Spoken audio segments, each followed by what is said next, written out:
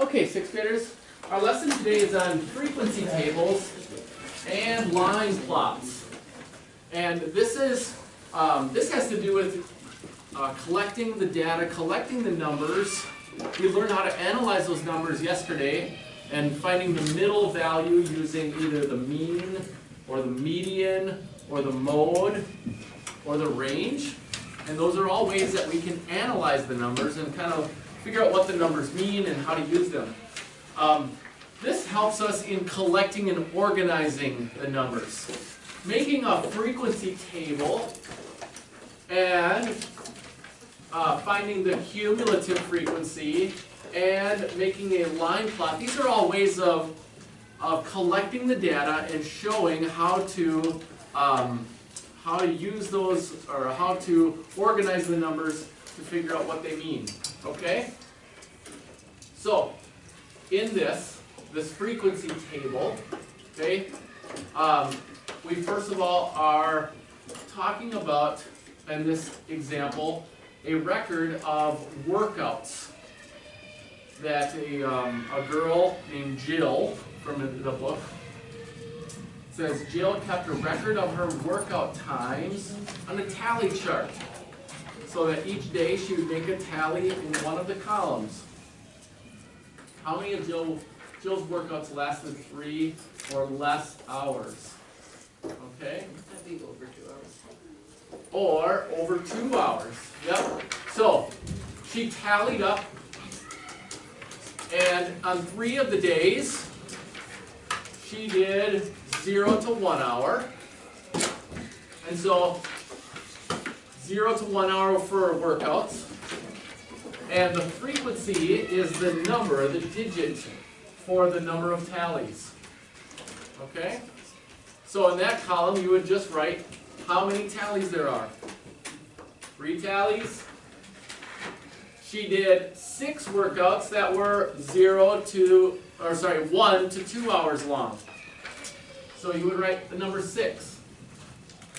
Now, over here at the cumulative frequency, this column tells you how many total from this point up. So what it actually does is adds the total results together as you're going. So in the first row, you would just put 3 because there are no other numbers.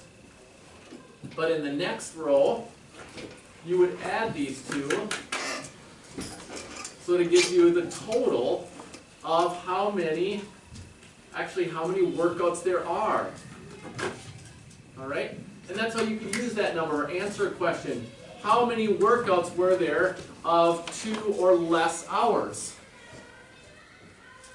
How many total workouts were there for 2 or less hours? That's starting here and then going over to the cumulative frequency. And it tells you there are 9.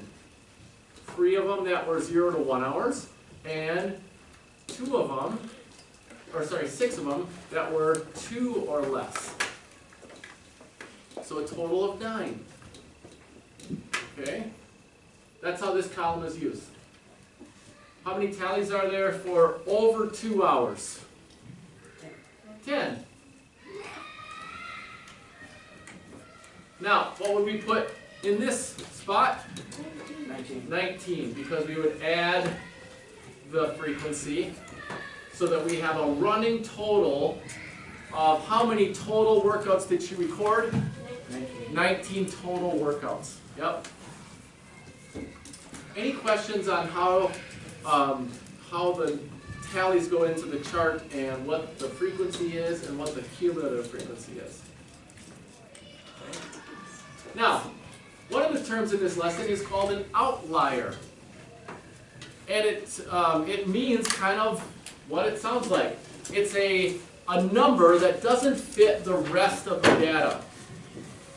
So let's say that of these 19 workouts that she did, she worked out one day for 8 hours. Like she just worked out all day. Maybe she's training for a triathlon or the Ironman or something like that. And so she worked out one day for 8 hours. Would that fit the other times of her workouts? Would 8 hours fit? I mean, it's over 2 hours, but would that really fit in the rest of the numbers? Or would that be way higher? What do you think, Kaden? Would that be an outlier? Would that be way higher? Yeah, 8 hours. It's over 2 hours. It would fit in this category, but it is way more than just 2 hours, okay? So in that case, we call that an outlier. When one of the numbers is either way bigger than the rest of the numbers, or way smaller than the rest of the numbers, then it's called an outlier, okay? Now, we can make a line plot of this data as well.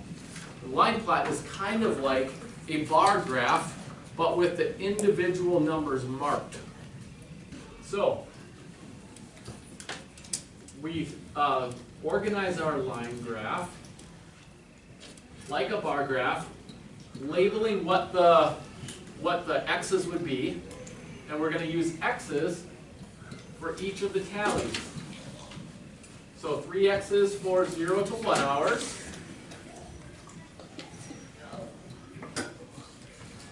6 for 1 to 2 hours. And 10 for over 2 hours.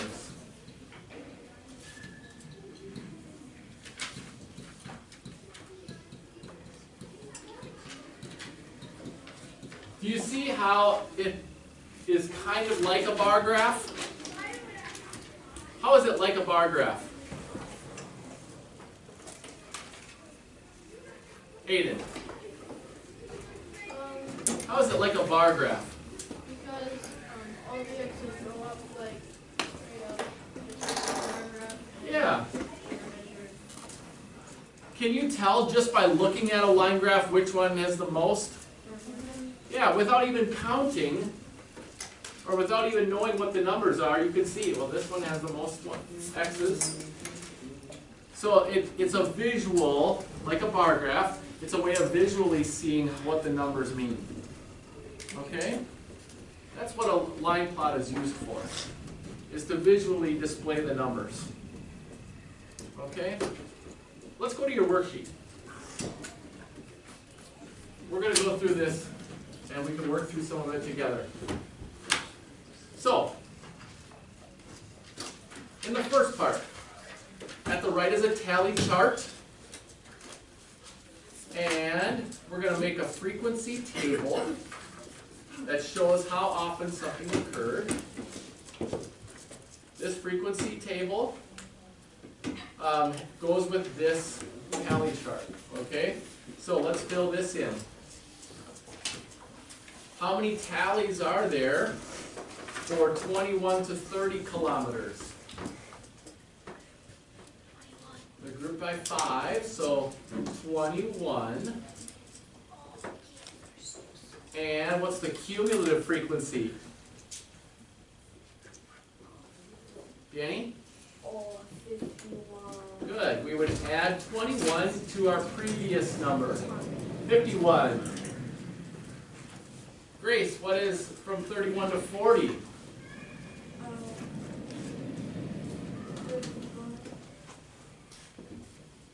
How many tallies?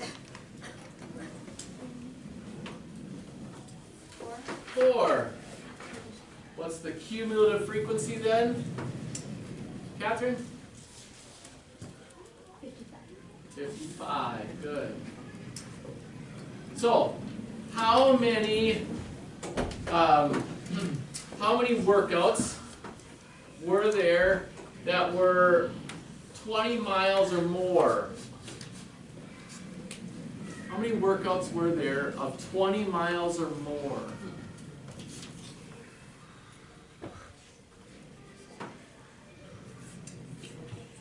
What would you do? Here's 20 miles or more. Actually, let's go over 20 miles. How would you find over 20 miles? using this. You could do 55 minus 30, right? With the cumulative frequency, you know how many totals there are, and then you can compare them and find the difference. So there's a total of 55 workouts.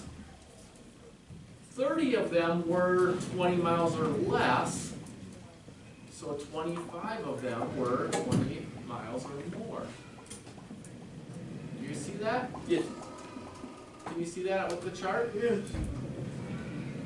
Okay, let's go down here and answer some questions.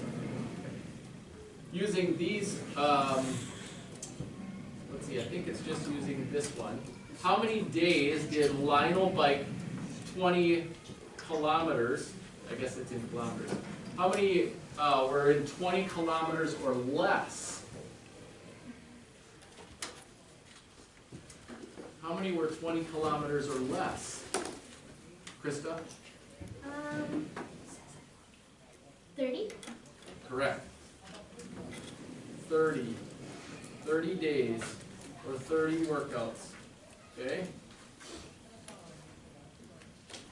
And how many days did Lionel bike 21 or more? Maya? 51.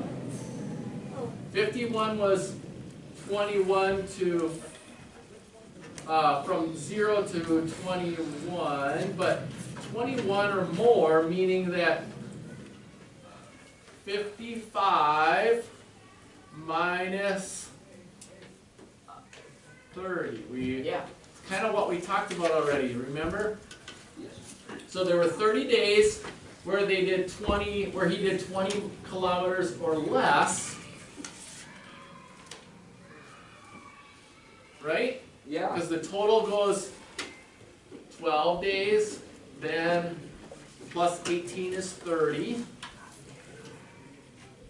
So Bethany, can you help out with this one?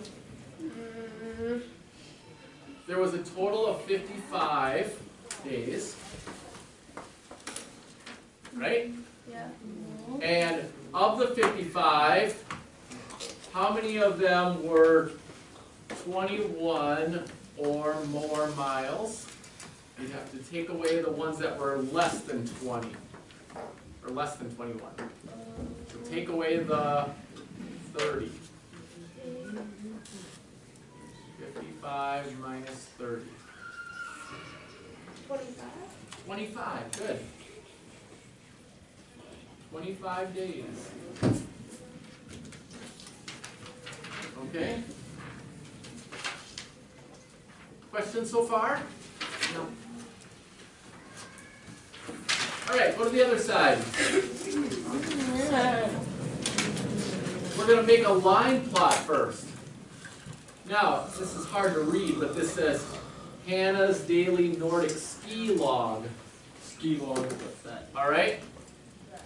And we have to put these numbers that are listed. Nordic skiing is cross-country skiing. And this is in kilometers, so this is how far she's going in the workouts. A line plot, we're going to need to draw a line. Oops, I'll probably need, I probably need to use the line down here to make enough room. Now, we have to put these in categories. All right? So look at the range of numbers. It goes from, are there any single digits? No, it goes from 10 up to, what's the highest? 20. So we could have a range of, what? What would be some good ranges to put?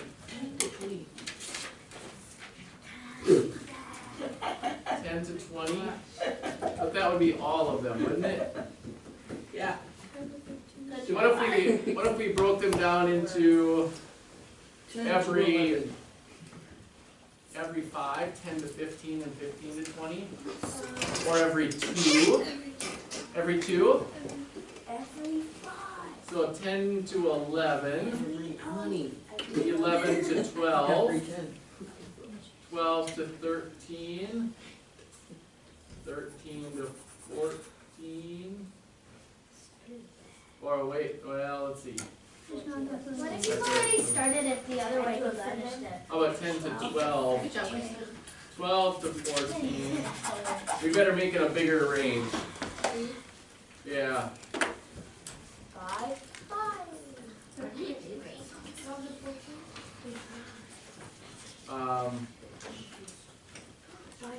10 to 12, sorry, 13 to 14, 15 to 16, 17. This is why you do math in pencil, people. 19 to 20. Okay? 10 to 12.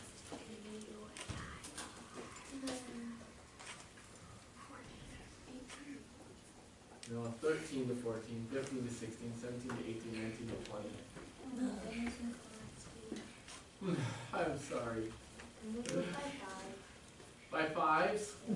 So 10 to 15, 16 to 20? Yeah, that would be okay. So, what we want to do is we want to put a mark and cross out the numbers as you go. Alright? 17.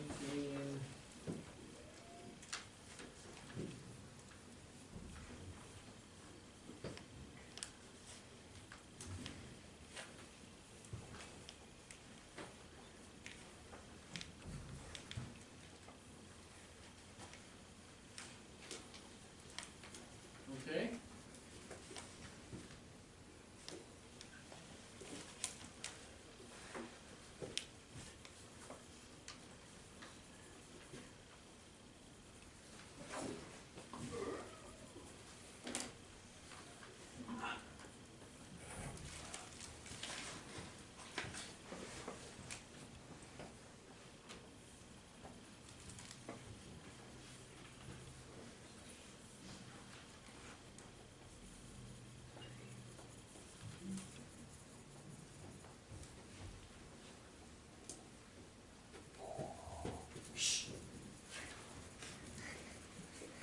So, which one had the most?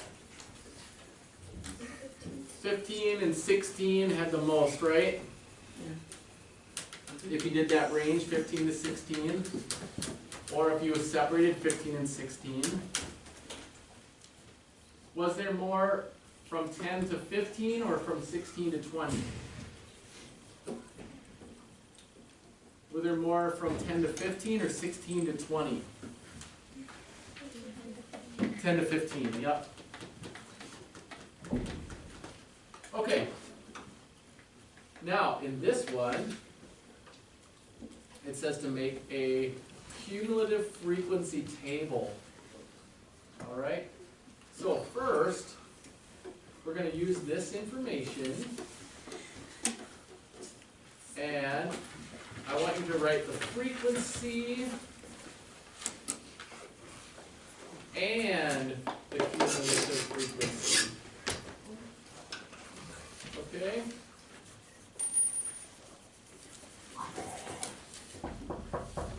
So that you have both numbers. This is Becky's.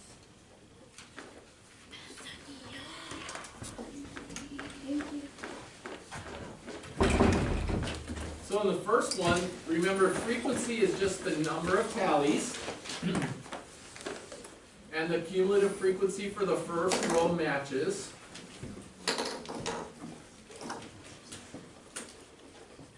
But in the second cumulative frequency column, you add the two. So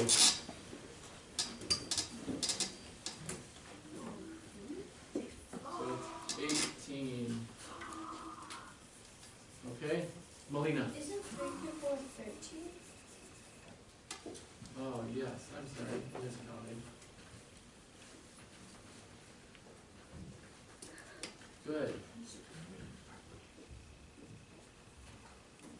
And then 7. Page 24. Okay. And then finish that and answer the rest of the questions on the sheet.